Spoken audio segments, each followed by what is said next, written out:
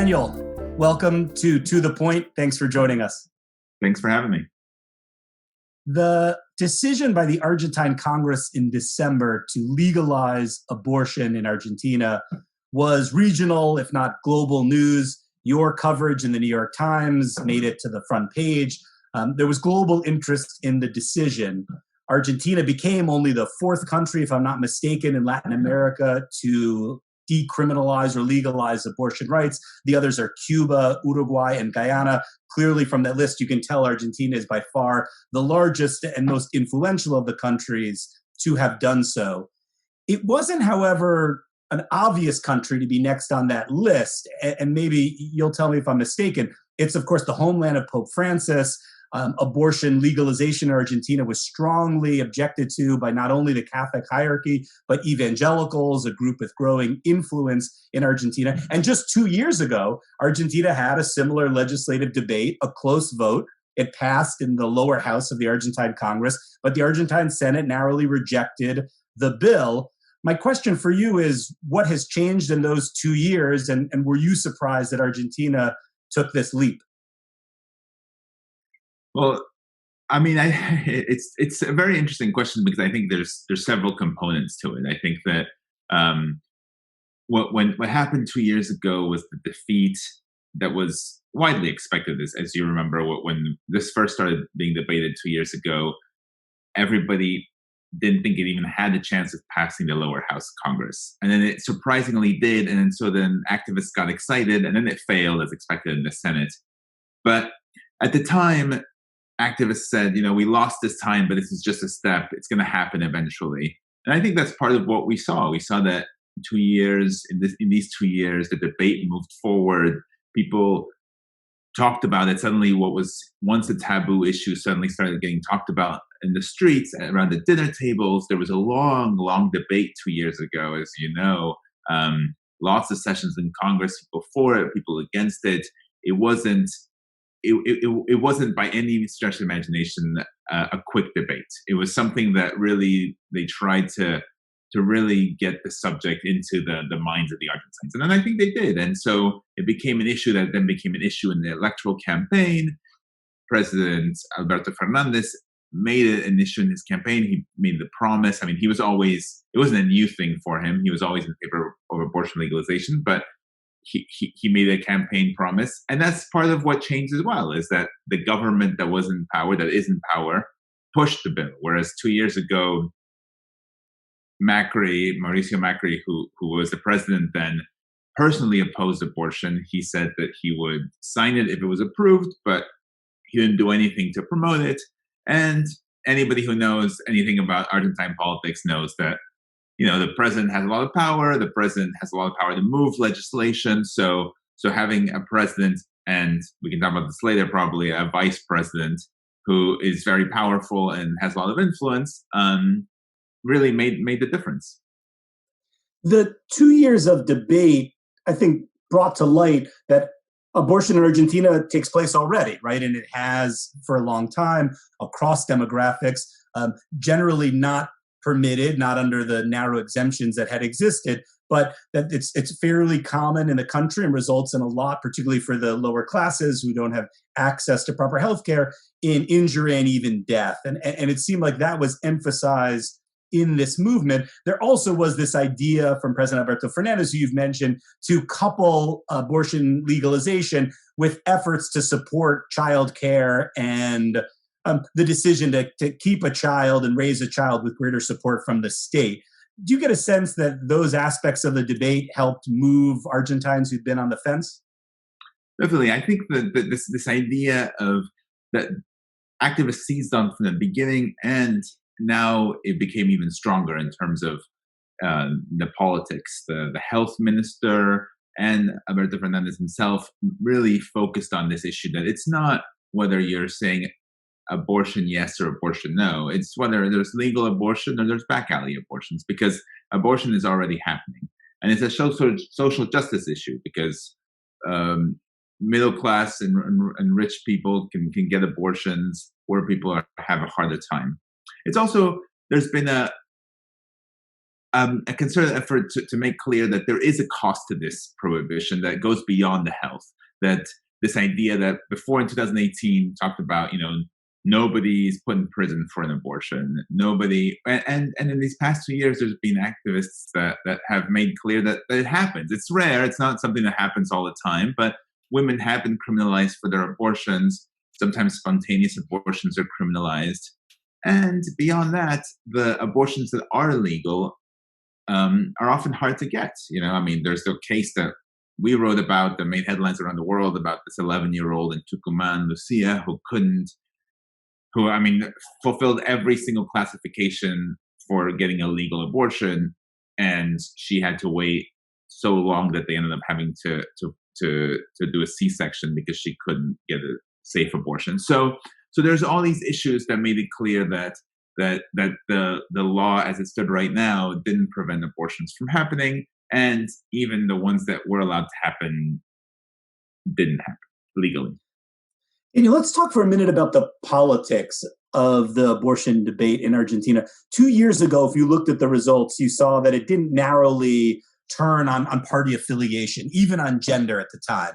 The votes, at least in the Senate, were split based on gender, meaning that female lawmakers seemed to be just as divided as society at large. You saw the Peronist Party, which is on the left in Argentina, seemingly equally split as the center right in Argentina, the party of former President Mauricio Macri. That doesn't seem to have been the case this time around, except for the geography of abortion rights and the abortion debate, where you still saw more northern conservative provinces voting against. Elsewhere, however, it seems like we saw a significant shift in the Peronist movement and among female lawmakers. What was your take on the politics this time around?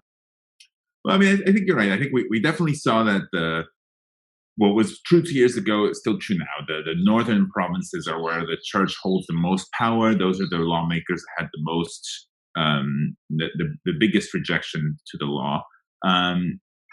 But now what we saw, I think, beyond the fact that there were several new lawmakers who came in, key senators who came in just supporting abortion from the beginning, we also saw that this power of the presidency. These Peronists who were voted against abortion before switched their vote in part because, they say that it had to do a lot with the debate and how it's changed in the past 2 years, but it was also about, the lobbying from the presidency, the way they were able to do that. And the fact that what you mentioned about that is often, given shorter shrift, obviously, in the coverage, but it's still important, is this fact that there was this accompanying bill that did attempt to support mothers who chose to have children. So it was a 1-2 punch, if you will. They're trying to do both things at once, supporting the women who want to have abortions, while at the same time saying women who don't want to have abortions, let's support their decision and give them more subsidies, more help in raising and being able to have these kids safely, these babies. You mentioned that President Alberto Fernandez supported this bill actively. He supported abortion rights in his campaign, and that was a potentially significant factor in the approval by the Argentine Congress. He, however, has not had a very successful first year, at least not in terms of public approval or a particular legislative agenda or economic performance. Argentina, logged in 2020 double-digit inflation, a double-digit economic contraction. It went from being a global star in containing the coronavirus to being one of the worst performers on a per capita basis. So my question is whether first of all, what kind of coattails would he have had in being able to promote this? And also, what does this mean for him politically going into a year of midterm elections? There is this notion that finally he notched a big win. He mobilizes a progressive core of supporters. He mobilizes young Argentines who did vote for him in large numbers in late 2019. So what's the political consequences for Alberto Fernandez and for his Peronist coalition? This is a big victory for Alberto Fernandez and his base, and especially the vice president's base, which is a bit more leftist. Those who support Cristina Fernandez de Kirchner are a bit more to the left than what would be considered Alberto Fernandez's base, were very big supporters of the abortion rights movement. So the fact that he could notch in a big victory for his supporters, fulfill a campaign promise, really is a big victory for him in a year, as you say, that has not been filled with many successes for him.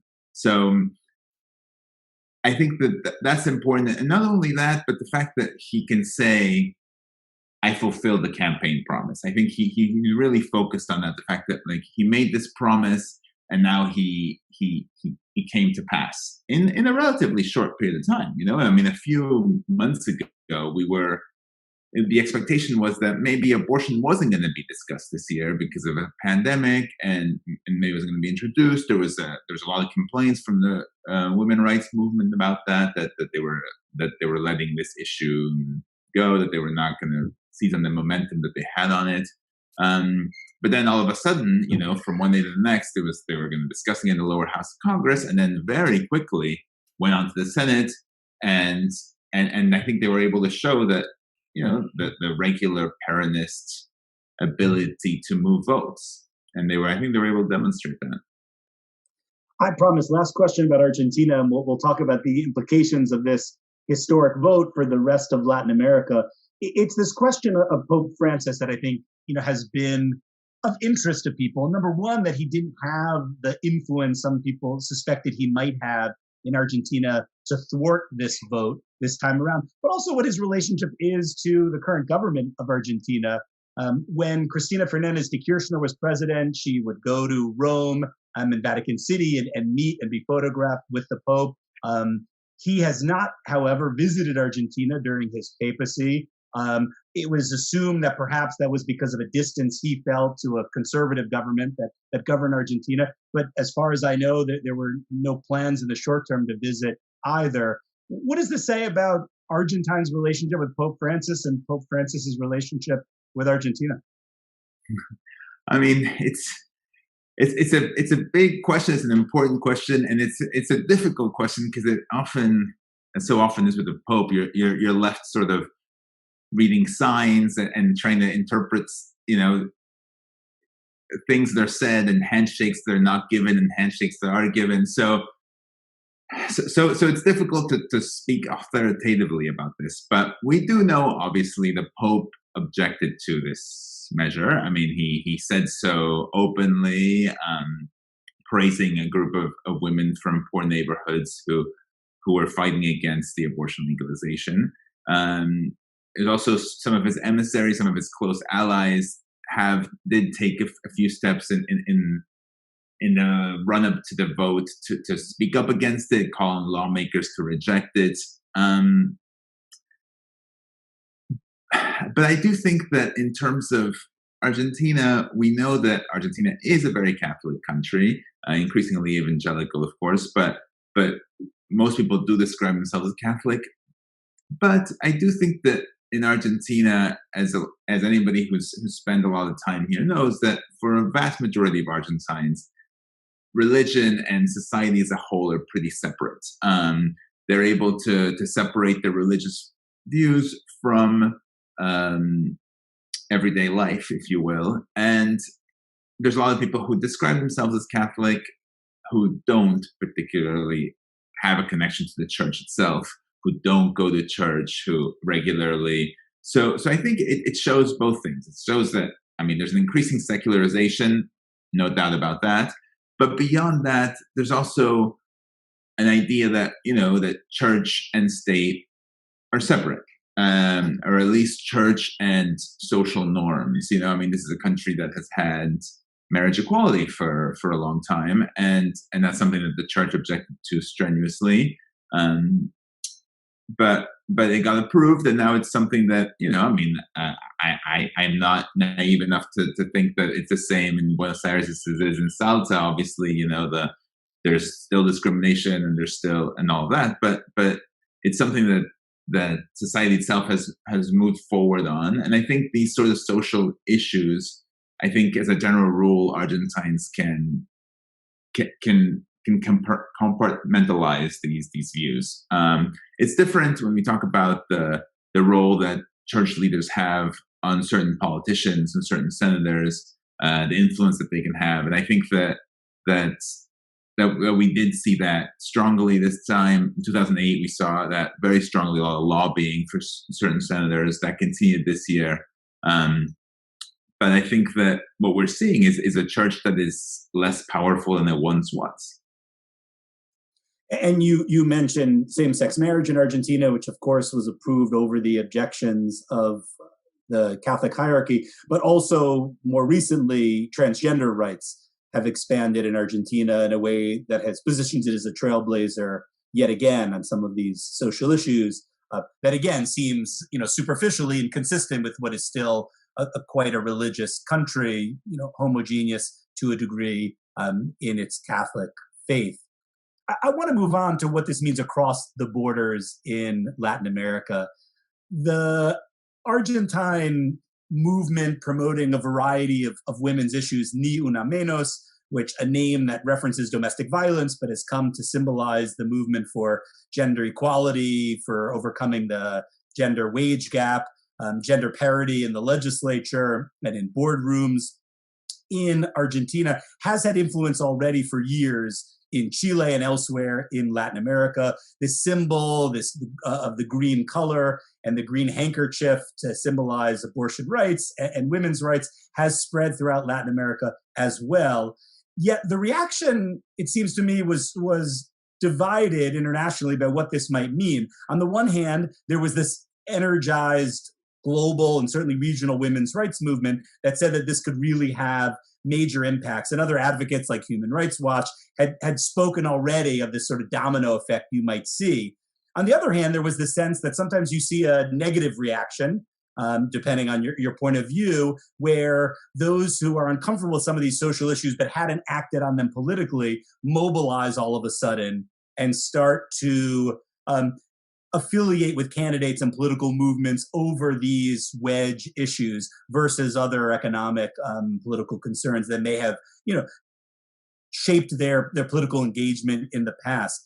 Before responding, I just want to sort of note that this isn't the first time that other countries in the region will be grappling with this. The Colombian Supreme Court seemed to be poised to make a historic decision on this fairly recently and decided not to do so. You have had, other discussions in Brazil, where your homeland, although the president is strongly opposed, there have been movements that are pushing for at least a broader discussion of abortion rights. So tell me, what's your take on what this might mean elsewhere in Latin America?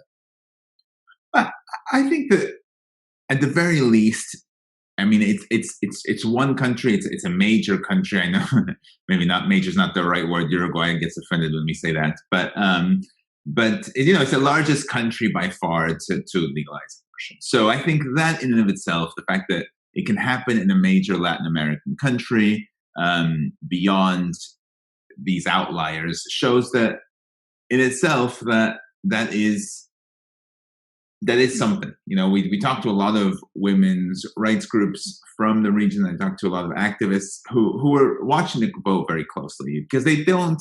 Even if they don't think that the effect is immediate, it's still something that gets the ball rolling. That lets them talk about it, lets them point to Argentina as an example, just as Argentina pointed to Uruguay as an example.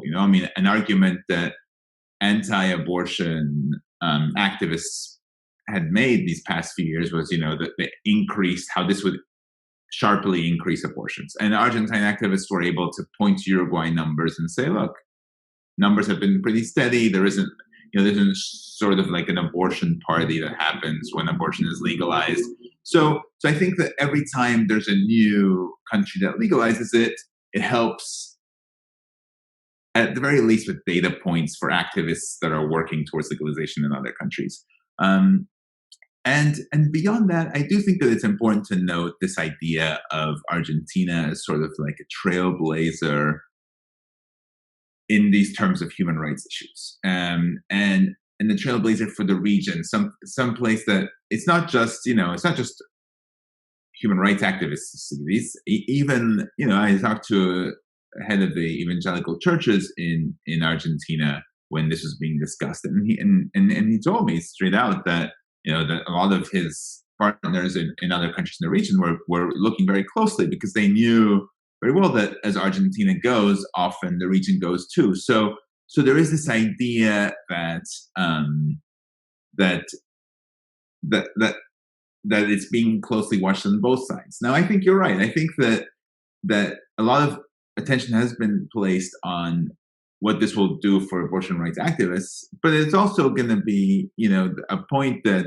even the Human Rights Watch, which you mentioned, made to me when we talked to them, was that this could also have the opposite effect. It could galvanize the pro-life movement, the anti-choice movement, to really, say, okay, we really need to get our act together and really build up a campaign and get organized. Which and now they have a lot of examples here. They're, the anti-abortion movement here will work with the anti-abortion movements in the region to help them learn from mistakes and get more organized. I think what we saw in this past month is that the anti-abortion movement is a lot more organized than it used to be. I think 2 years ago they were caught by surprise. There wasn't a lot of cooperation between the evangelical and the Catholic churches.